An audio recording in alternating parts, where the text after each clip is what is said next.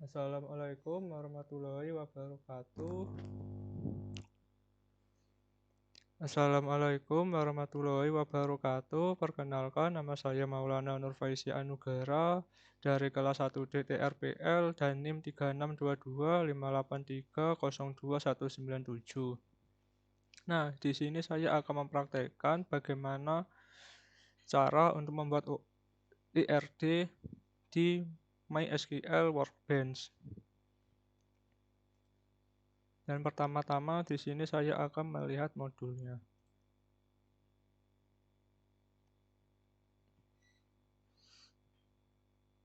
Dalam membuat desain database yang dilakukan pertama kali dengan menemukan entitasnya.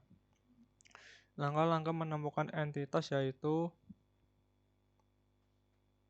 perusahaan A memiliki 100 pegawai. Setiap pegawai dipimpin pengawas atau mandor dari pegawai perusahaan itu sendiri dan tidak semua pegawai memimpin pegawai yang lain dan seterusnya.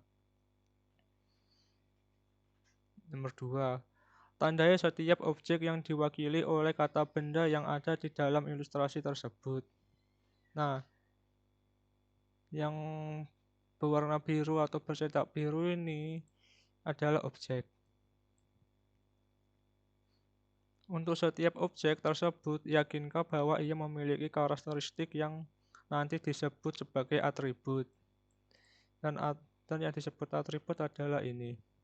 Perusahaan, nama, alamat, kata IP, dan seterusnya. Nomor 4. Tentukan objek yang merupakan entitas. Jika memang ia memiliki karakteristik, jadikan dia sebagai entitas perusahaan. Nah, perusahaan hanya berisi satu baris data yang berarti bukan entitas. Entitas pada dasarnya memiliki banyak data dan dikelola dalam sistem basis data.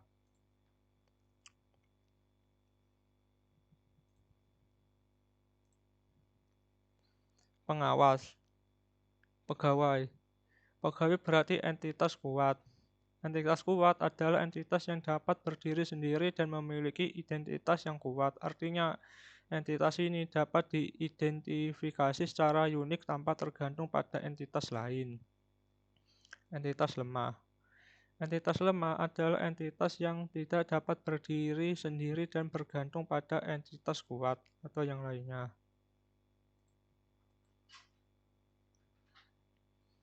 Nah, sekarang langsung saja kita buka software MySQL.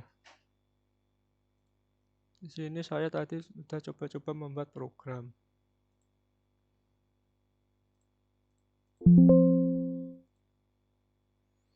Dan pertama, mula-mula kita bisa menekan tombol panah di sini ataupun bisa membuka lewat sini di file new model.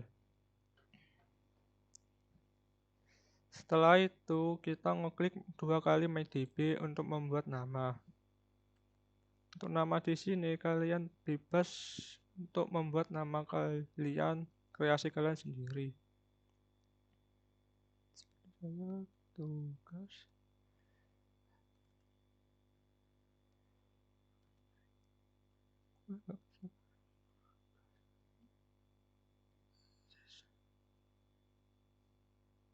Data seperti ini. Tugas basis data. Setelah itu kalian tinggal klik 2 kali pada diagram ini. Setelah berarti di tampilan seperti ini, kalian di tampilan ini ada berapa banyak fitur yang bisa kalian gunakan seperti select object, move model, delete object, dan lainnya. Untuk membuat tabel kalian bisa menekan ini plus menu tabel. Untuk mula-mula pertama kita membuat layer terlebih dahulu. Setelah membuat layer, kita namakan layernya menjadi tugas basis data.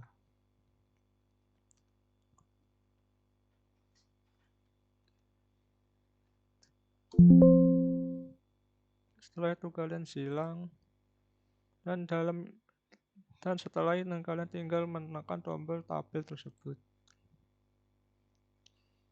Karena di sini ada 4, ada 5, berarti kita tinggal membuat 5 tabel. 1,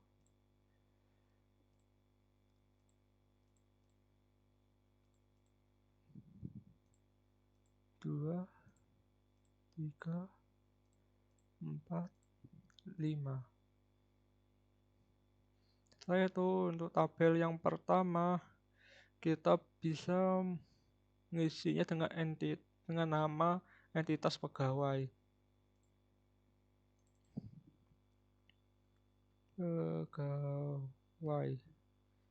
Setelah itu kalian tinggal menekan tombol di sini di bawah kolom name. Untuk kolom name kalian tinggal isikan no KTP, nama, alamat, jenis kelamin, dan gaji. No KTP, no KTP, enter. Dan di sini ada yang namanya prime key dan not null. Prime key berarti yang nilai unik. Bisa dibilang nilai unik ini tidak boleh sama. Dan data type-nya bertipe integer atau angka.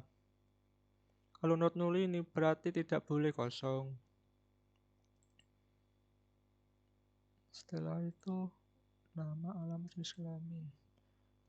Nama, alamat,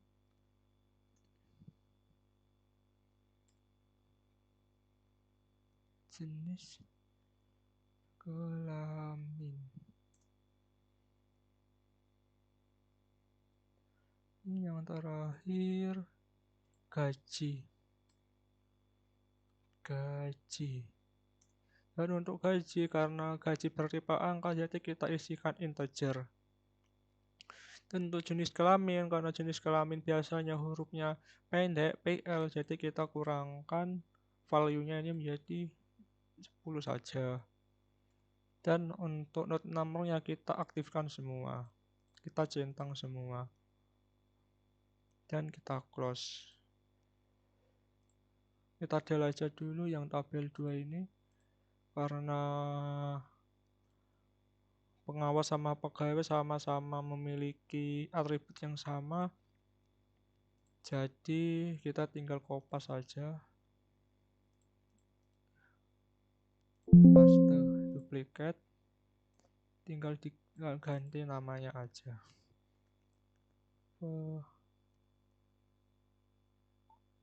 Pengawas. Oke. Setelah itu kita tinggal bikin tabel yang ketiga. Tabel yang ketiga departemen berarti entitas kuat. Departemen. Nah, setelah departemen kita isikan atribut nomor, nama, lokasi, jumlah pegawai. Nomor,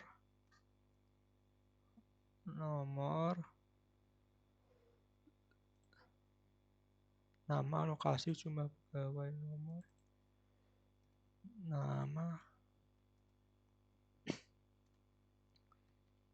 jumlah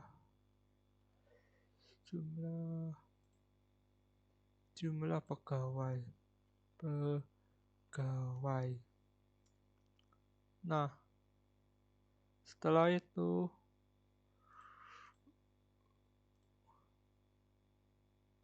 kalian tinggal close saja.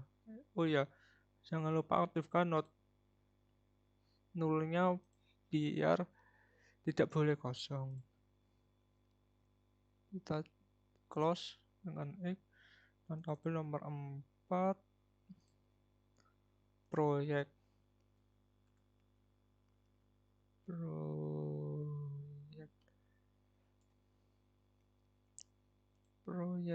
memiliki atribut nomor, nama, lokasi. Nomor,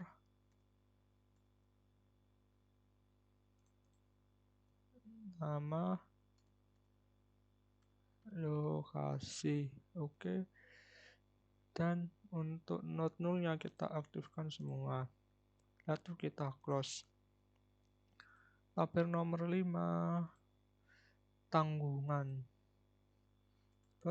Tanggungan. Dan kolom name-nya kita isi sesuai atribut ini, nama, jenis kelamin, tanggal lahir.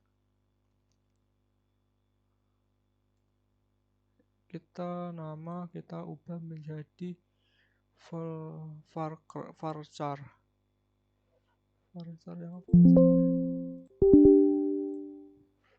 Ubah menjadi varchar. Ubah menjadi varchar. Kita isi 45 sebagai default. Nah, kita berisi nama, jenis kelamin,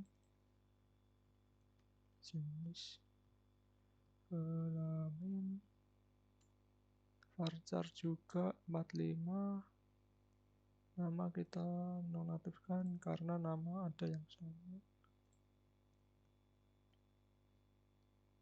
Tanggal lahir hubungan dengan pegawai. Tanggal lahir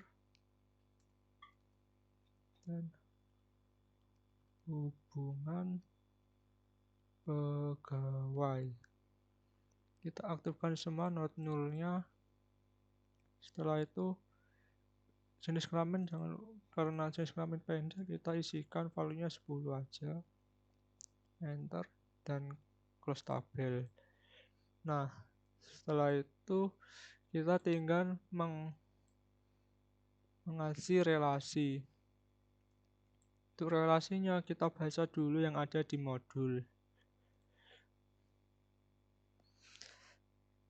Perusahaan A memiliki 100 pegawai. Setiap pegawai dipimpin pengawas atau mandor dari pegawai perusahaan itu sendiri, dan tidak semua pegawai memimpin pegawai yang lain. Sehingga satu pengawas dapat memimpin beberapa pegawai. Yang ini jadi beberapa pegawai bisa dipimpin oleh satu pengawas. Jadi menggunakan relasi many for one. Many for one, kita klik pegawai dan kita relasikan ke pengawas.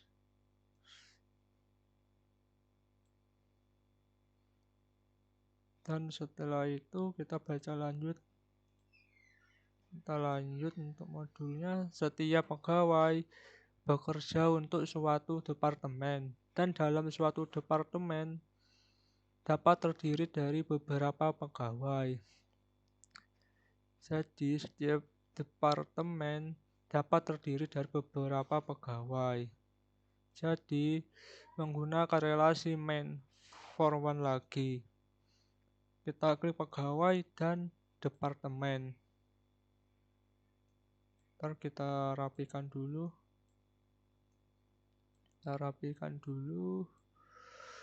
Setelah itu kita lanjut untuk membaca modulnya. Setiap departemen dikepalai oleh seorang pegawai yang bekerja mulai tanggal tertentu. Sebuah departemen dapat berada di beberapa lokasi. Selain bekerja di suatu departemen, pegawai dapat bekerja pada beberapa proyek. Pegawai dapat bekerja pada beberapa proyek. Berarti menggunakan main for one lagi. Tapi di sini kita main for one-nya kita klik proyek dan kita klik pegawai. Nah, kita lanjut untuk lanjutkannya. Setiap proyek dikendalikan atau diatur oleh suatu departemen. Namun satu departemen tidak harus mengendalikan atau mengatur proyek. Satu departemen dapat mengendalikan beberapa proyek, dan proyek hanya dikendalikan oleh satu departemen. Satu departemen dapat dikendalikan oleh beberapa proyek. Berarti 100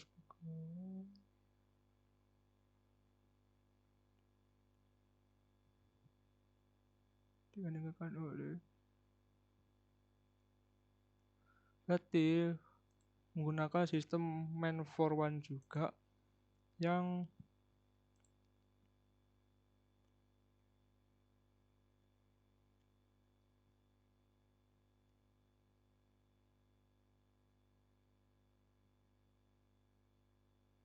berarti proyek kita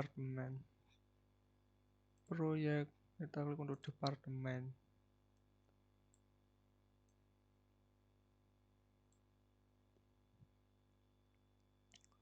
Untuk selanjutnya, satu proyek dapat terdiri dari beberapa pegawai. Berarti satu proyek terdiri dari beberapa pegawai. Berarti untuk ini pegawai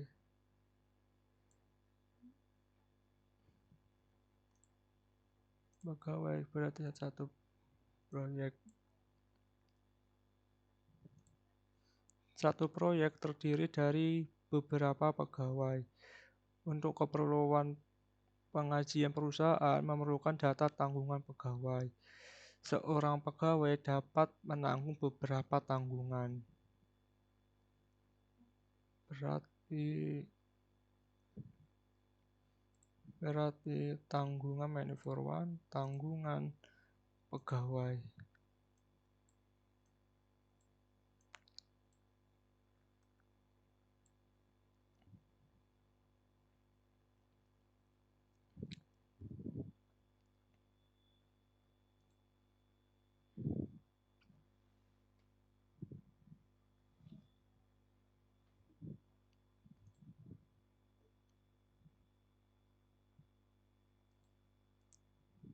Sekian dari saya. Wassalamualaikum warahmatullahi wabarakatuh.